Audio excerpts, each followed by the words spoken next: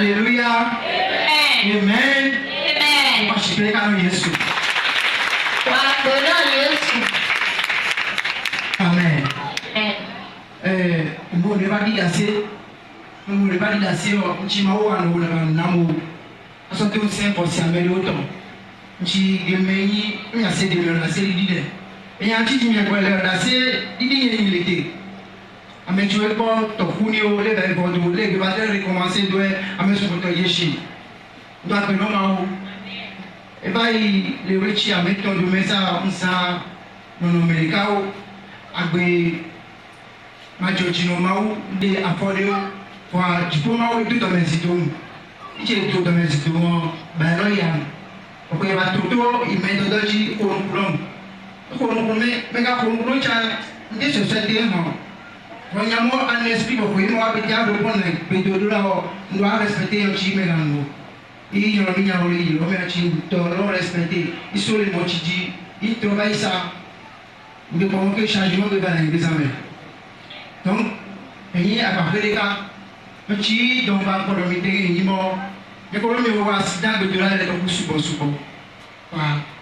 Il y a un mot, il y a un petit taloï, mais pourquoi accident ou non, il y a un aso tí o pèsè òkè gbígbé ọmọ ẹ ju ìṣìlè mọ̀sí tàn àti rẹ̀ lẹ́yìn ìtọ́jú kìlẹ̀ nínú àwọn mẹ́dáwá yọ wọ́n lè ráì ju ní ẹ̀rọ àpapọ̀ wọ́n lè ráì ju ní ẹ̀zọ́ kékeré àgbà les manières santa excusez-moi Seigneur donc les manières santa mon aïe donc y'a nous y'a mon pays n'écoute pas mais y'a mis nos juvailles kékeré wà pé ìṣìlè yà má tàn àti rẹ̀ nínú mẹ́rin kò yí bá divorcer donc kí ni wẹ́tí yà divorcer wà kò sá mẹ́mẹ́lẹ́.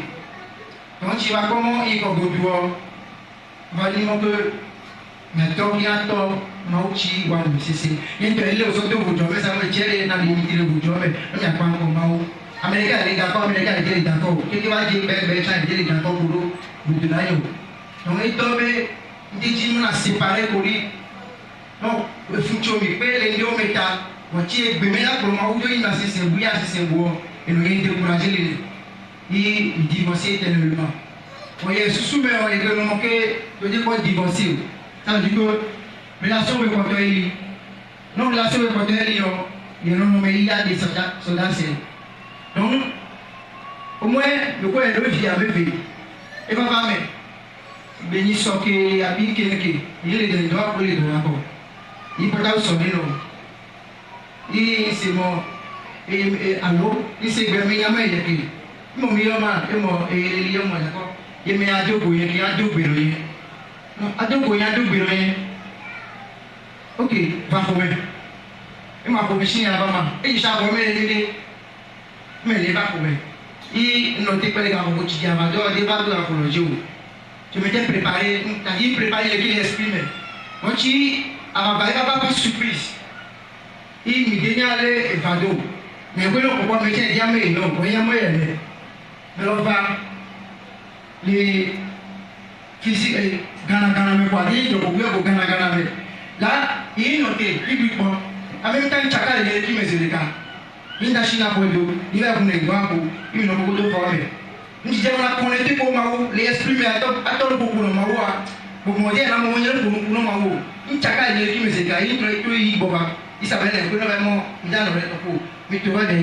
il faut tu me donc moi je ne rien ni célébrer mais on est toi comme nous il me souhaite mais fait que la bonne il faut me voir aí ma pour moi DJ c'est aí connecter pour maou il c'est aí c'est mon que vie j'attends nos santé donc la information que pour toi pour que la conférence mais donc tu vas les réunir affinité liée alors à deux côtés que les problèmes à y ont des jours il y a notre divage donc mi servi mais on a chipé donc après après il y a les chini propriétaires il y a les people le topo ici voilà dit non il y a il me reçoit bible avec nous ni pas bible alors allez ba autant beaucoup de mais si à dans le il est préparé il est sur le nom à qui me pas dire il est à qui est sur le nom il va nous connaître il y a chima mon nom a il question 91 il ne regarde le topo il garde il prononce le nom il chime mais à deux là mais de là on va le voir après aïe et chacun est qui met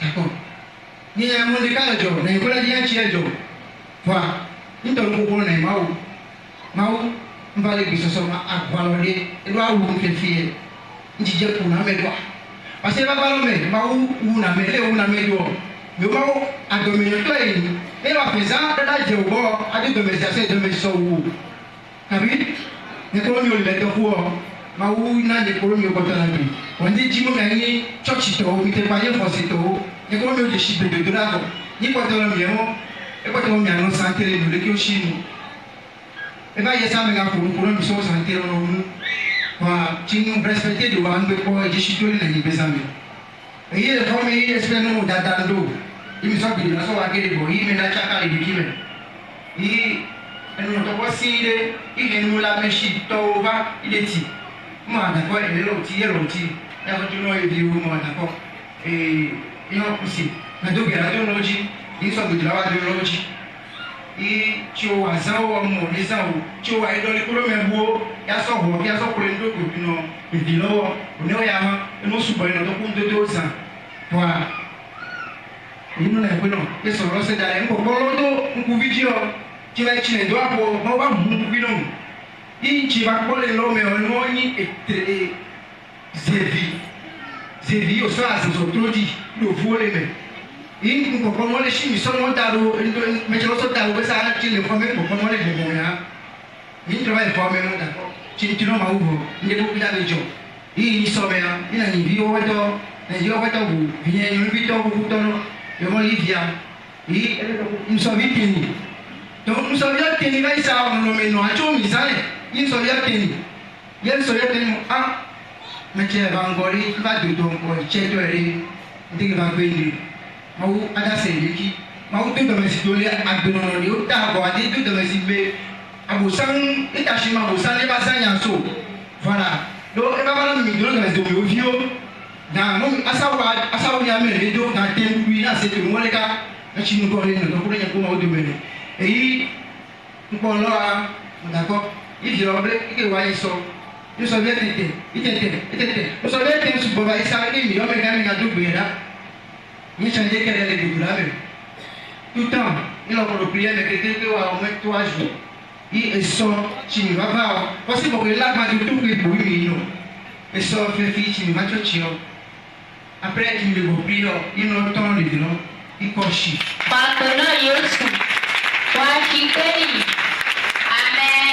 amen na ni da se di e jiji wele ka bo le bu no ko ta mo ni na mi ti so no ma de tai don chi o ma wu wa no on chi o me hwele o esubo na ka ta no nwa ba e pe ka be ko ta pa me vito bo ko yi e nwa ba ke ni no jo ba yi ni so me o yi mi bo so chochi me be di ka ni mi so di mo na e ko ya shi e ke mi so me sa si da le bo yi to le ka bi mo na la ka shi a shi no pre be yi ko i ko so di do ki ka foto ge so tu parce me ka no ko so di no ko so di ndi lo jukte ha kwa ni son lo te ha wa mo me che ku jukte vai ko mais après conseil me ga na mi wo no ba to respecter no wa do afosi accident bi wo e wa do afosi accident bi wo na ko ni ko julo le sare ai accident wa ni ya o di ke conseil ti mo me ona ni ba respecter i lo me ni ko ko on ni ko shi u le mo ji o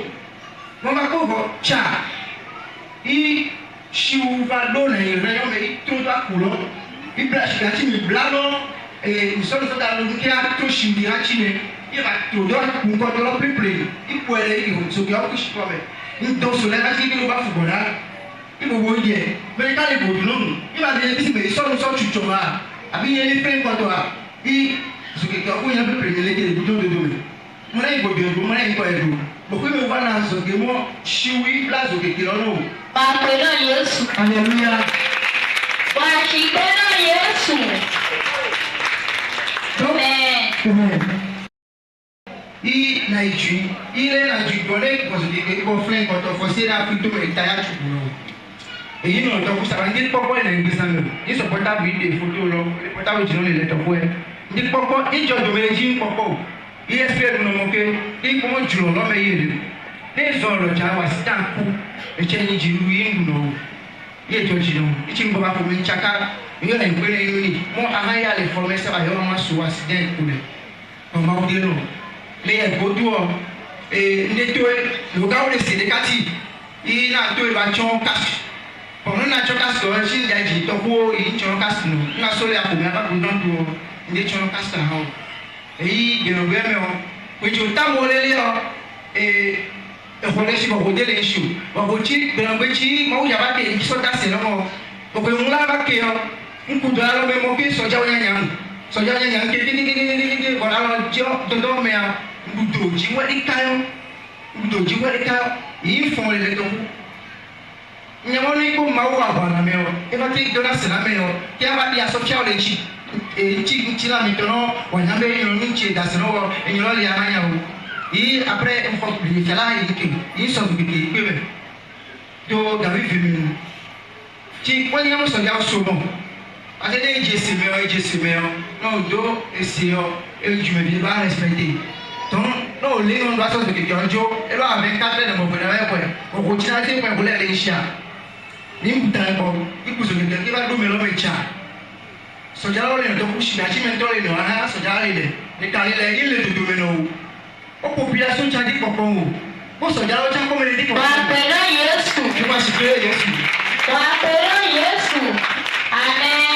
amen ko ya mo le nyago ile me to di le so ke waji eji ye kile kwa Yesu kadalo me ko mele ba ma gbe to le no eji nu pachan I ba ya ko me o na Yesu keke ipo o de pompe ti ni gbogbo ba yo la ji ke o to enu me avec ton ji o de ten sunjo da se be ma o ele kolomi amen mo na me to le to ku ado se o mo o chi abu san ko to le ko me re akro Yesu do ya o abu san da be wa ni no be lo ina ta shule keke na sima o kaka wa de boyaku me ya no ejijeji o kore e diroi busana ga le après tout abe reprendre l'activité à moto biono be ndito biono bo a o vori tu wa sa de ma kata chalode donc il que to be ma to do wa donc ma una révélation sur avec ce boto ti bo ti ni prophète abi mo di chamo yele ko ko ndelo inu no e da mi chele ma ida se e besa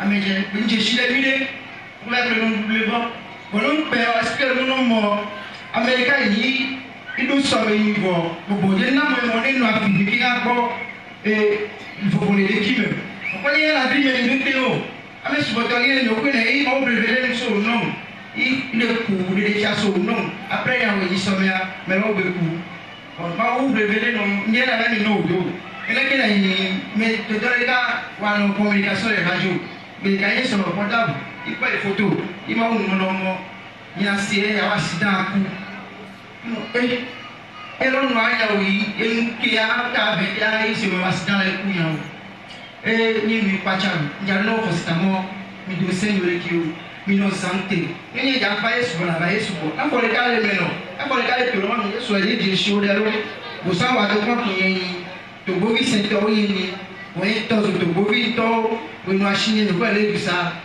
I habitué di o do li o ni pa chi pa lo ni ba so wa bi so I pa no do ku me to be le no da lo me egbe ya na do no ji I do se no bi ka gbe no be no ni mo ye popo ye le o la ba wa do le ka do amole ejuji yo mo ko te lo ni mo studio yo le kontu ni ya manu ni be o de ya du ye ji o no wa du ji ya o ye no na I bo san de be ko to le ho me no sa parce que kata chale ka be potore no ni kwa busan you are profiter a dunji donc tinde go wa busan de le yan ko kwa eni a chuchu wala yo dume ni noa no donc ti ada yo ko mo busan mo to go violation ona to mo ko ti ya do sin a so do sin me pe ta mo ko no me to le bena dia me to ne donc o da le o shi dia ba nyo ne ma ga mu plus no mi be sabo donc de ku be e ya va Yesu na Yesu bo Misi na assurance so iko mbanya me be kete o no me mau ele iso jase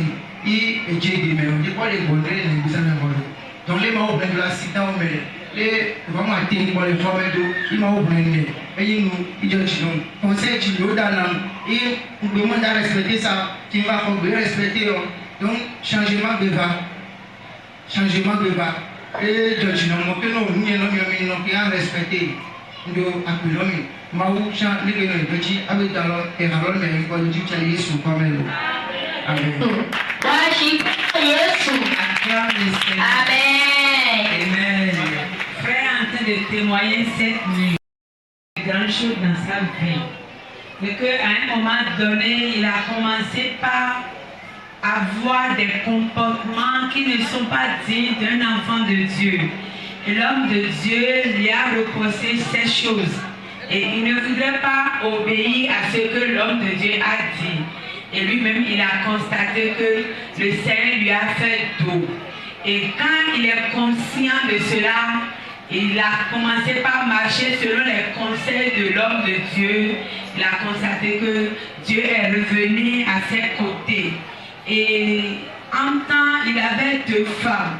Parce que la première ne voudrait pas venir en Christ, ne voudrait pas donner sa vie à Christ.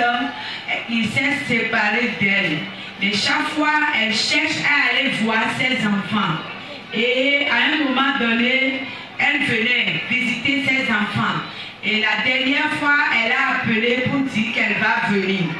Et ils se sont donné rendez-vous dans la maison. Et elle n'est pas venue à l'heure prévue. Parce qu'elle ose se préparer spirituellement pour attaquer le frère. Et plus tard, elle a appelé pour dire qu'elle est là. Et quand elle est venue, le frère a dit qu'il a accueilli dans son bureau. Mais sa femme lui a dit non. Tu ne peux pas accueillir ta femme là. Viens, il faut l'accueillir à la maison. Il a obéi à ce que la femme a dit. Et arrivé à la maison, il a dit quand la femme est venue, confus de tout ce qui s'est passé parce qu'elle devait venir un peu tôt, elle n'est pas venue, il est déboussolé, il est déconnecté même de l'Esprit de Dieu. Mais il a dit, il franchissait sa porte et l'Esprit de Dieu l'a saisi, il a dit, mon fils, fais attention. Elle veut t'envoyer une mauvaise sorte. Et on l'a donné chez elle quelque part, elle a refusé, elle a changé de position pour faire face au frère. Et quand elle fait face maintenant au frère, l'Esprit lui dit, mon fils, je t'ai dit tout à l'heure qu'elle est venue pour t'envoyer une mauvaise sorte. Et le frère a dit de lui apporter la Bible. On lui a apporté la Bible, il a dit qu'on va prier. Ils ont prié. Le frère a constaté qu'après la prière, elle est confuse. Dans ses comportements, on sait qu'elle est agitée. Et le frère a dit, Seigneur, tu dois finir avec ce comportement aujourd'hui. Cette manière de faire doit s'arrêter. Et le frère priait, et elle a apporté des choses à ses enfants. Le frère a encore prié pour tout ce qu'elle a amené. On a déposé le sac qu'elle a apporté quelque part. Arrivé maintenant dans ce bureau, quand la femme est partie, l'Esprit de Dieu montrait spirituellement ce que la femme a apporté dans sa chambre. Dit, en temps, quand elle était venue rendre visite à ses enfants, la petite fille a commencé à avoir un problème à la bouche. Les gens bouton à la bouche. Ils ont dépensé. Ils ont même fini à l'hôpital avant que le bouton ne s'éclate. Et cette fois-ci, le même problème est venu. La fille est tombée malade. C'est le bouton qui s'est installé encore au niveau de sa bouche. L'enfant chauffait. Et ils sont venus dans le camp pour prier. Le frère a dit, hier, après la prière, le bouton s'est éclaté de lui-même. Et que le plan des méchants continue toujours dans sa vie. Il allait et il ne sait pas d'où est venu un sachet. Il s'est roulé à sa moto, la roue de sa moto, la roue de devant. Et s'il filait, il doit finir comme ça sa vie. Mais il ne filait pas. Et le jour où le sachet s'est roulé à la roue de sa moto, la voix lui dit, mon fils, tu vois, je t'ai dit de faire beaucoup attention. Le méchant savait que même malgré que tu ne filais pas, il doit finir avec toi. Il a dit qu'il n'a jamais vu cela. Et c'est l'a délivré de ce plan d'accident. La dernière fois, il est sorti sans casque. Et il est au milieu des policiers. Et il ne sait pas ce qui s'est passé. Lui-même savait que c'est fini. Il est descendu de sa moto. Et il est parti. Il a quitté les policiers. Lui-même ne sait même pas ce qui s'est passé. Vraiment, tout part de l'ennemi.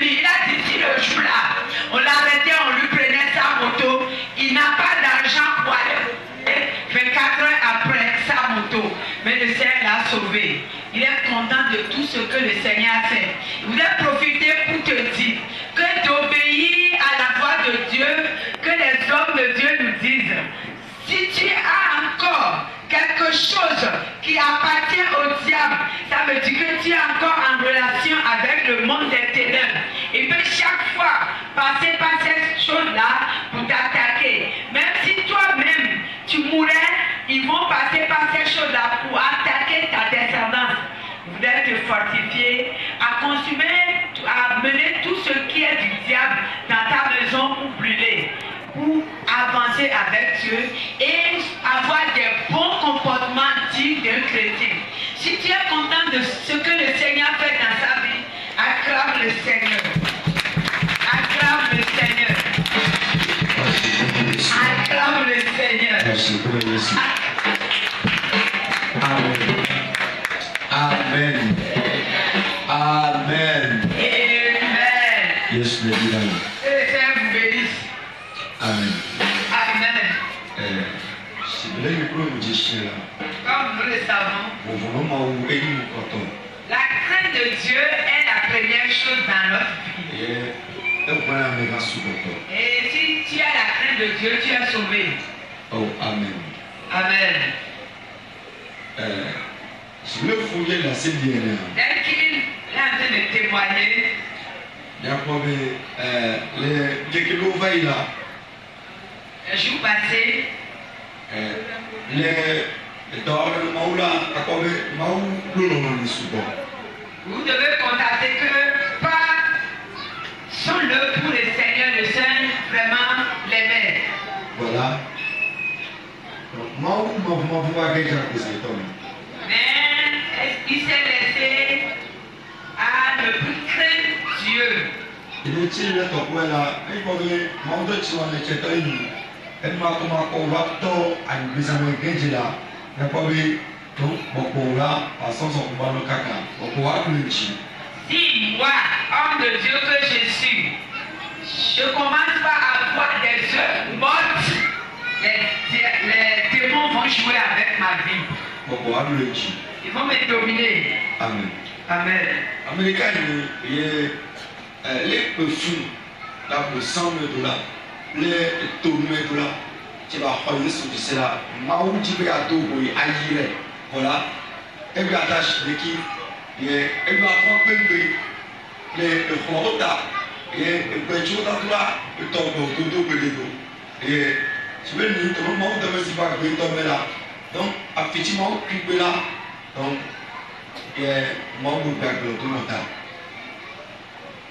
comme lui-même vient de le dire, vraiment, parce que le Seigneur a vu ce qu'il a traversé. Et dans cette souffrance, il a donné sa vie à Christ. Christ voulait passer par là pour le lever, pour le bénir. Mais parce qu'il ne craint plus Dieu, le Seigneur lui a fait d'autres. Amen. Ayons la crainte de Dieu.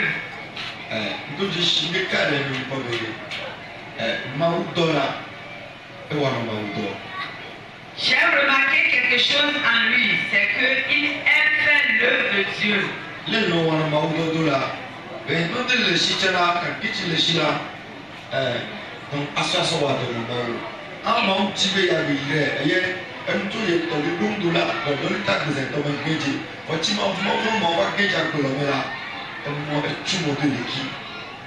Oui, tel qu'il aime faire l'œuvre de Dieu, même dans ses besoins, ses manquements, il fait l'œuvre de Dieu, Dieu veut l'élever. Et comme il a perdu la crainte de Dieu, Dieu l'a oublié. Dans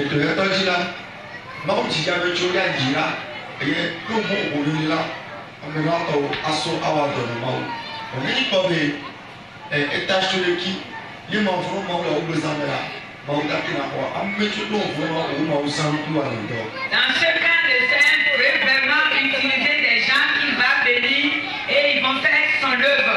Si tu ne crains pas Dieu, Dieu ne peut pas te lever pour t'utiliser pour faire son œuvre. Amen. Amen. Oh, Amen. Amen. Donc, nous demandons du premier, nous faisons nous. Je demande au peuple de Dieu de craindre Dieu. Donc, quand vous jouez, tout va y aller, et quand tu as fait, non, vous nous m'aurez. ils n'ont son gommon de voler ma vie. Lui-même, avec le peu de temps que le Seigneur l'a abandonné, il saura que craindre Dieu est meilleur dans nos vies. Amen. Amen. Donc, et tu as été à mes chambres. Ceci concerne tout le monde. Non de voir de Maouda Yirao. On a voir de Maouda Yirao. Si tu ne fais pas l'œuvre de Dieu, tu ne seras pas béni. Les gens qui ont dit que nous sommes les Maouda, il y avait un sac à rien, une fois il y a un Maouda Yirao. Voilà, les gens qui ont dit là, par contre, il y a un temps où tout le monde est ici. Il y a par contre, je suis petit. Parce que, les pauvres, il y a un peu de temps, il y a un peu de temps. Ele wa bume chale fono mawu na mmerede kɔkɔ chala ɛnkyɛtɔ la no ngwɛla adzɔdzi na mawu le amawu tsi do kplɔ ni mawu tsi pɔnu keke de kpoku do la do eye mi da ka si le trɔ da la ye ekpɔvɔ ni o ame sugbɔtɔ le keke lɔ me ye ame sugbɔtɔ la o de ma de si ma wo o bɛ dzi ne hã me o bɛ dzi no o gã me o ŋutɔ ya a enye la yi tɔ ya tɔ ako anya gbɛnu tsi azã. La maintenant tu avais tiré, amène-toi là, et tu m'as donné, amène-toi à Colico. Donc, amène-le tout. On est dans le sol d'aller mais mets-toi pour là. D'accord, tu vas faire ma réseau, il y a un tout à fait de toi là. Wa trop sous, chier à qui d'aller, et le tout d'avoir là.